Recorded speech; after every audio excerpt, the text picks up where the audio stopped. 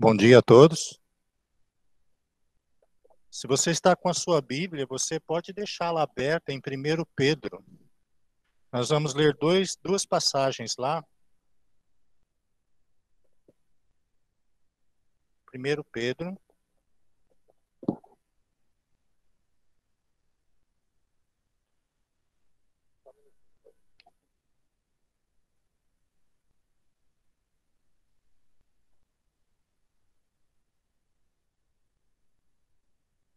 Bom, se eu pudesse dar um título. Se eu pudesse dar um título ao sermão, esse título seria o seguinte. Só um minuto.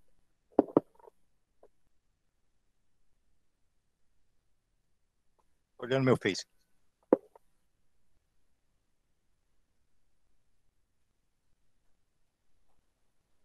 Como que você se sentiu? Eu cortando a sua atenção para eu pegar o meu celular e ver a minha mídia social. Ignorado. Como professor, eu sinto isso muitas vezes em sala de aula. Então, se eu fosse dar um título ao sermão, seria Superando Distrações Espirituais. E é um assunto que eu tenho pensado a meu respeito. E gostaria de compartilhar o que eu estou pensando a meu respeito, e talvez seja útil para você também refletir sobre sua vida. Eu gostaria de começar, então, contando uma história da Bíblia, sem falar o personagem, e gostaria que você você não precisa participar comigo, eu gostaria que você tentasse descobrir quem é. Não vou dar nomes, então tem um breve relato aqui, então gostaria que você tenta lembrar quem é. Então é assim, quando os filhos de Israel se tornaram infiéis ao Senhor, o Senhor mandou um povo para castigá-los. E isso durou um período de 40 anos. Havia um homem, num lugar chamado Zorá, da tribo de Dan, cujo nome era Manoá, e a sua mulher era estéril. E um anjo do Senhor apareceu a ela e disse que ela conceberia e teria um filho, e que esse filho iria livrar, ou começar a livrar o povo de Israel do jugo deste outro povo. Esse filho tinha que seguir alguns padrões.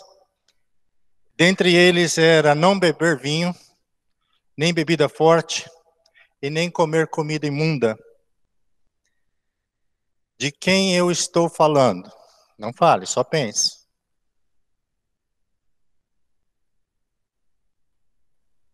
Uma informação extra, então, para quem está em dúvida. Sobre sua cabeça não passaria navalha, porquanto o menino seria nazireu de Deus desde o ventre.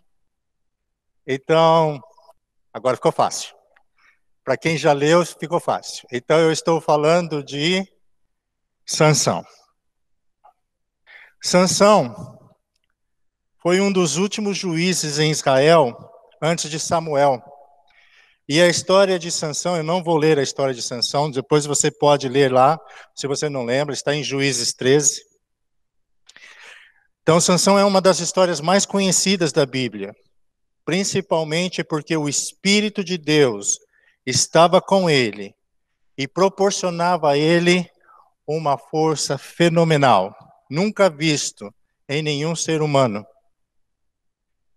Apesar disto, mesmo Sansão sendo filho de promessa, para levar o povo de Israel, ele falhou em guardar os seus votos do nazireado e honrar Deus em todas as ocasiões.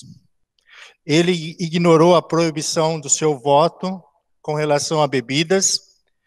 Ele se aproximou de um cadáver, algo que tornava o israelita impuro.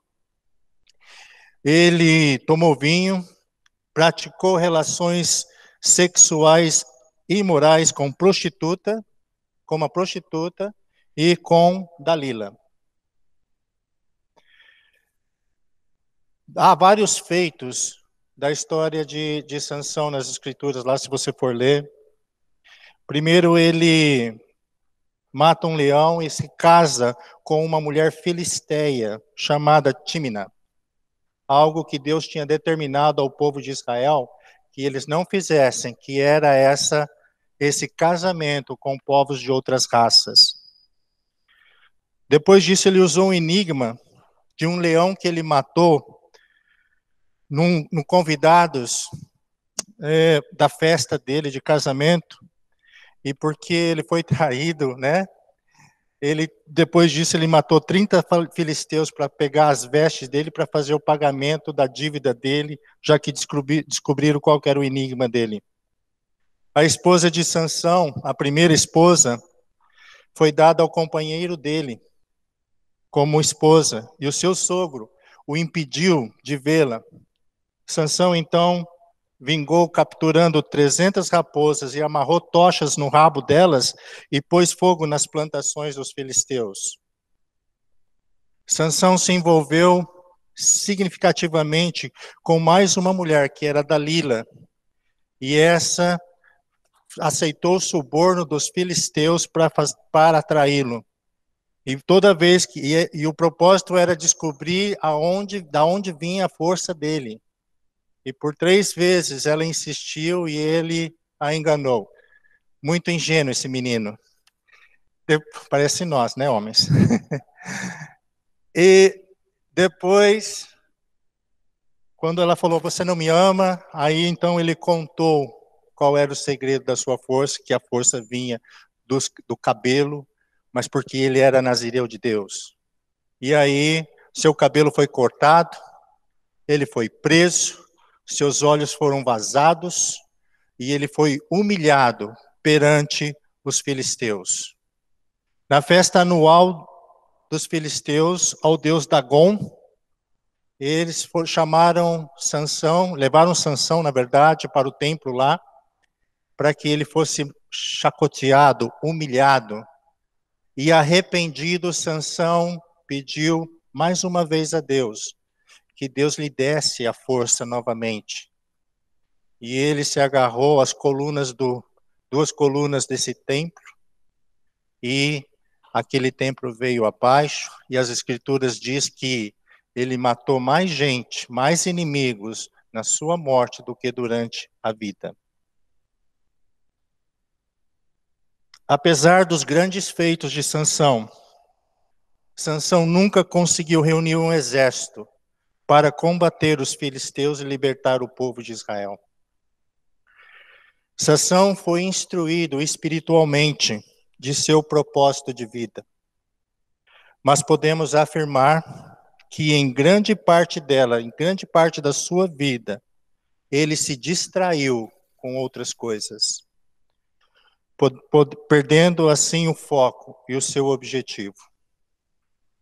Assim como Sansão, os cristãos hoje são chamados por Deus para fazer a sua vontade.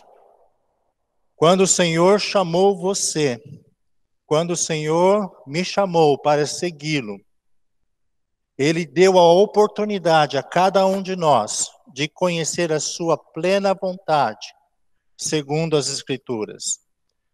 Se você lembrar de quando você tomou a decisão de nascer de novo, talvez venha na sua mente agora, eu gostaria que você pensasse também, mais uma vez, qual verdade foi revelado para você, ou quais verdades vêm à sua mente nesse momento, que te ajudou a tomar a decisão de seguir Deus. Pense por um minutinho aí, eu não vou pegar o meu celular, fique tranquilo. Pense por um minutinho uma verdade que foi revelada por Deus a você. Traga na sua mente, no seu coração nesse momento, enquanto eu tomo um gole de água.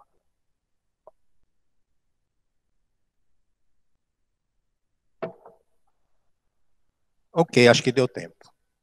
Eu anotei algumas aqui, nós não vamos ler, só vou citar, e talvez seja uma que você pensou. Se não for, junte-se à sua. Primeira verdade que eu me lembrei de colocar aqui no meu estudo, no meu sermão, foi Mateus 6,33. Mas buscar primeiro o reino de Deus e a sua justiça, e todas as coisas vos serão acrescentadas. Como o cristão tem que ter em mente que a prioridade dele é o reino de Deus, é a vontade daquele que ele segue, que é Deus, através de Jesus Cristo. Isso é buscar o reino em primeiro lugar.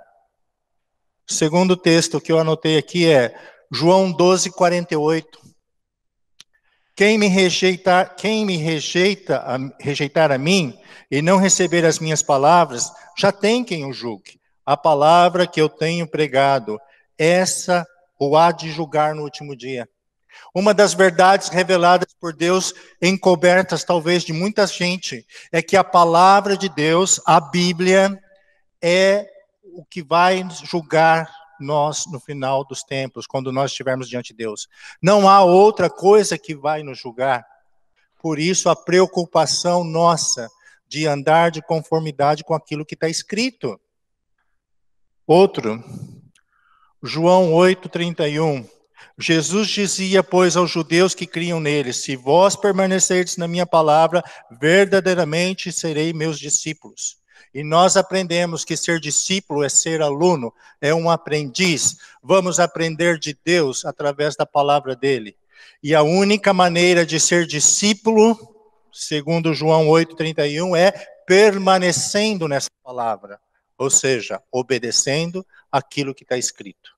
Não tem como inverter essa ordem. Atos 2:38. Disse-lhes Pedro: arrependei-vos e cada um de vós seja batizado em nome de Cristo para perdão dos pecados e recebereis o dom do Espírito Santo. Quando nós lemos Atos, nós entendemos que para ser salvo, ser perdoado dos pecados, tem que haver arrependimento, ser batizado em nome de Jesus, e ser batizado é mergulhado nas águas. E só assim eu recebo o perdão dos pecados e o dom do Espírito Santo, que nada mais é, e é o mais importante para nós, que é o selo que está em cada cristão de que segue o Senhor Jesus. Romanos 14:12. De maneira que cada um de nós dará conta de si mesmo a Deus. Então, nós sempre falamos isso e às vezes ensinamos isso. E temos que ensinar isto, que a salvação é individual, que espero que nenhum dos meus filhos desistam do Senhor, ou que eu não desista, e se isso acontecer, que eles continuem firmes, para entender que a salvação é individual. Eu vou estar sozinho, prestando contas da minha vida ao Senhor. Tá vendo? Quantos ensinamentos, eu só citei alguns. Eu acredito que você deve ter outro na sua mente, no seu coração, do conhecimento que você também tem da palavra do Senhor. E Deus sempre nos ensina para que a gente deixe de ser ingênuo nas nossas ações, na nossa maneira de pensar e nas nossas atitudes. E uma das maiores verdades reveladas por nós está lá em 1 Pedro, capítulo 5, versículo 8. Você já está aberto no livro, então é facinho achar aí. 1 Pedro 5, 8. Ele fala assim: sejam sóbrios e vigilantes. O inimigo de vocês, o diabo, anda em derredor como leão que ruge, procurando alguém para devorar. Se você está firme no Senhor, graças a Deus, lembre-se, tem alguém querendo devorar você. Tem alguém com um propósito de tirar você da fé. Tem alguém criando situações inúmeras para que você desista do Senhor e volte ao que você era. E esse inimigo, segundo as Escrituras, tem um nome, é o diabo.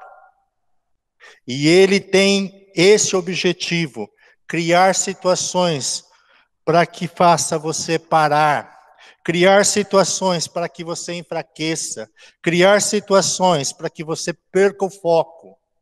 E tudo isso, se eu fosse dar um nome, para que você se distraia. É interessante que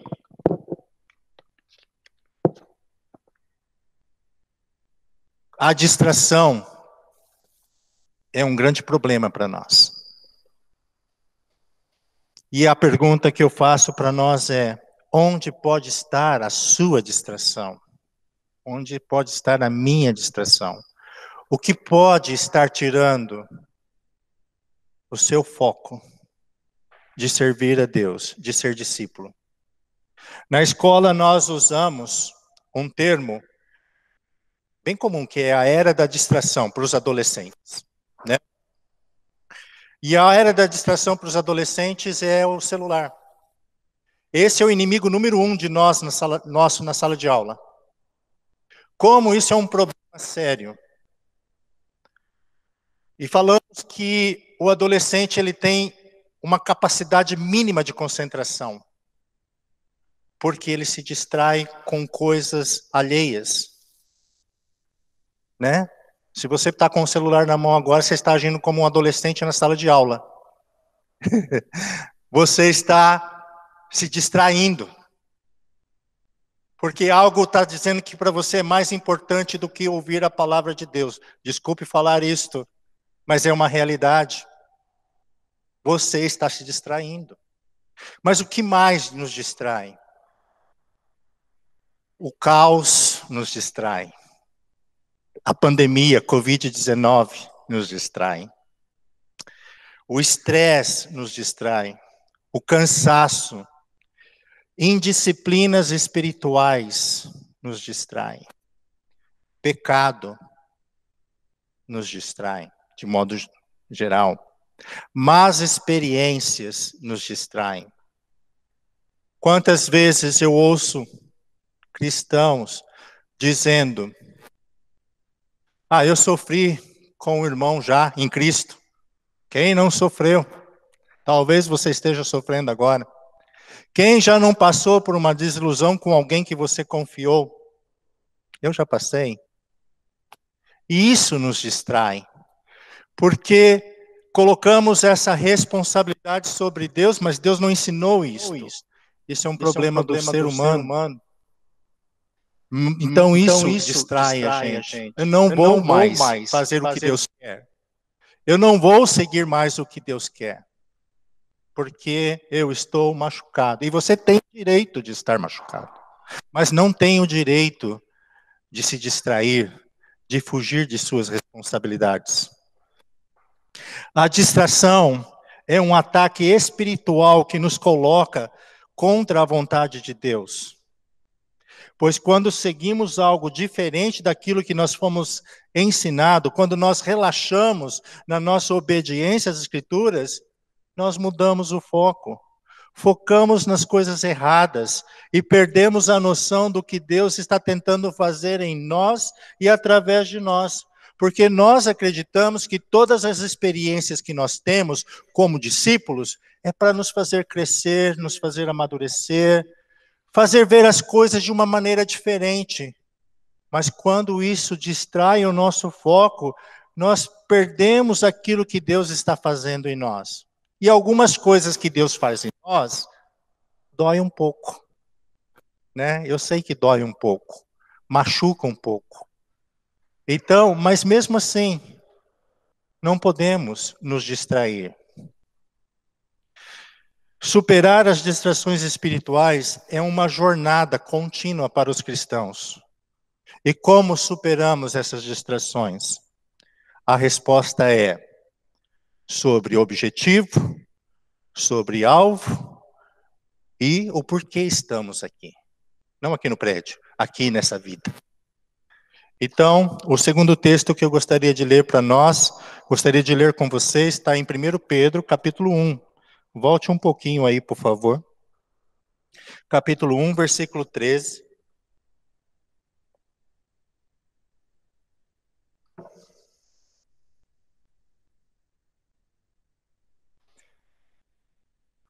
O título aqui é A Santidade na Vida.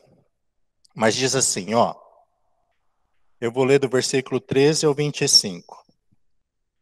Por isso, preparando o seu entendimento, sejam sóbrios e esperem inteiramente na graça que lhes está sendo trazida na revelação de Jesus Cristo.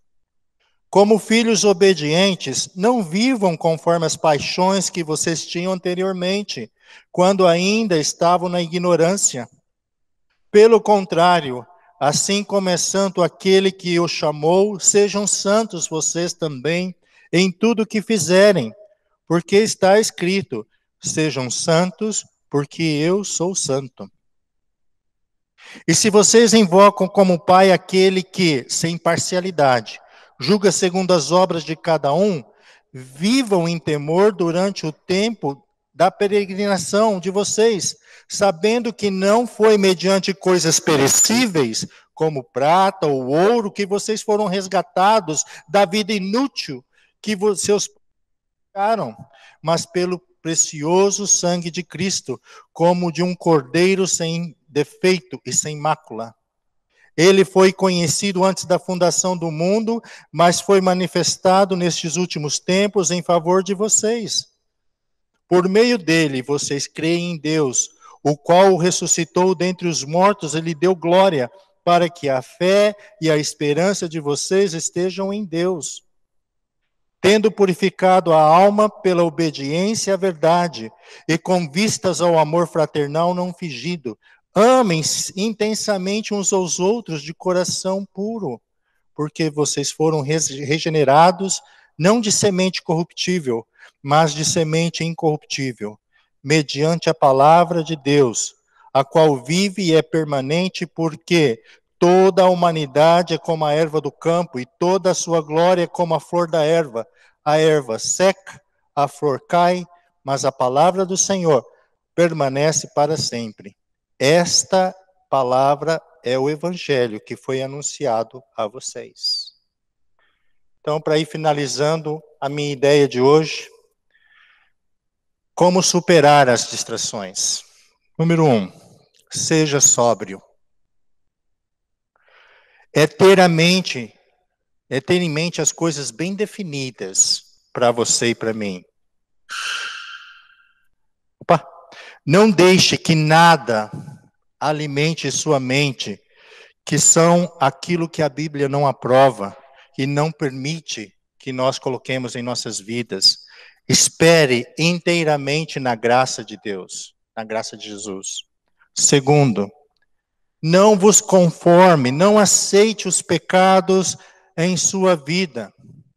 O maior dom que eu acredito que Deus deu aos cristãos é aquela dor do remorso quando pecamos. Quando você sente aquela dor na sua consciência de estar agindo mal perante o Senhor, é a minha oportunidade de arrependimento. Aceite essa dor para mudar. O problema é quando não sentimos mais essa dor. Então é um sinal de alerta. Tem que voltar. 3, seja santo, porque Deus é santo e você está em um relacionamento com Ele. Lembrando que ser santo é ser separado para Deus. Não tem como um cristão que serve a Deus andar de conformidade com o mundo. A palavra diz que ele tem que ser separado da conduta do mundo. 4, ande em temor. Esse temor não é medo de Deus, de pavor, de horror, mas é respeito e obediência durante o tempo da sua peregrinação, ou seja, enquanto nós estivermos vivos. 5, fomos resgatados de uma vida vã, sem propósito. Quando nascemos de novo, nós abandonamos essa vida que não fazia sentido. Eu acredito que esse foi um dos marcos na sua vida e na minha vida. Abandonar algo que não dava certo para algo que dá certo, que é seguir Deus. Algo que era sem propósito para um propósito eterno, para uma vida eterna. Então, Nós abraçamos a vida espiritual com este propósito, junto com Jesus, que é o nosso modelo de servir o Senhor. Vale a pena voltar para a vida antiga? 6. Ame com amor fraternal. É o que disse o nosso texto. Amor fraternal é um sentimento de carinho muito forte, de dedicação, de interesse pelo outro. Viva relacionamentos sadios na igreja. E quando nós vivemos esse amor fraternal, é aquilo que você está disposto a fazer para o seu irmão, com sacrifício, aquilo que você faria por você mesmo. Esse é a definição de amor fraternal. E aí, eu coloco para nós pensarmos. Se os nossos melhores relacionamentos estão fora da igreja, é hora de avaliar os nossos propósitos. Porque nós caminhamos junto com pessoas que têm o mesmo propósito. 7. A palavra do Senhor permanece para sempre. Ela é imutável. A sociedade muda conceitos de acordo com os valores vigentes. O que é aceito hoje não era aceito há 5, a 10 anos atrás na sociedade. Algumas coisas a gente nem pode falar mais, mesmo que esteja de acordo com a palavra. Há de se ter muito cuidado. Porque a sociedade vai mudando valores. Mas a palavra do Senhor é imutável. É a verdade que era há 100, há 200, há 300, há 500, há 600 anos atrás, é a mesma verdade hoje, porque ela não lida com o exterior, ela lida com o coração do homem, e o coração do homem é igual sempre. Se ele não tiver a orientação do Senhor, ele é perverso, ele é mau, ele foge da presença do Senhor. Então ela é imutável. E há certos valores que a sociedade ensina que nós não devemos, não podemos trazer para dentro da igreja. Pois o papel da igreja é seguir o que as escrituras ensinam. Nossa vida vai acabar. Ontem estava falando daquele meteoro, que eu não vi, só vi na foto na TV, e falou que a próxima oportunidade é daqui a 6.200 anos, 6.800 anos. Eu não vou ver, nessa terra não. Nem sei se a terra vai existir ainda. Então, tudo vai passar. Mas a palavra do Senhor é imutável, e é essa que nós seguimos. Distração é o processo de se desviar a atenção de um indivíduo ou de um grupo a partir da área desejada de foco e bloquear ou diminuir a recepção da informação desejada. Distração é causada por falta de capacidade de prestar atenção, falta de interesse no objeto de atenção, ou a grande intensidade, novidade ou atratividade de algo que não seja o objeto de atenção. Distração vem de fontes externas e fontes internas. Então, eu trouxe essa meditação para você e para mim. É algo que eu tenho pensado, como eu disse, sobre minha vida. E para resumir, distração leva você para longe de Deus, leva eu para longe de Deus. Pense nisso, irmãos.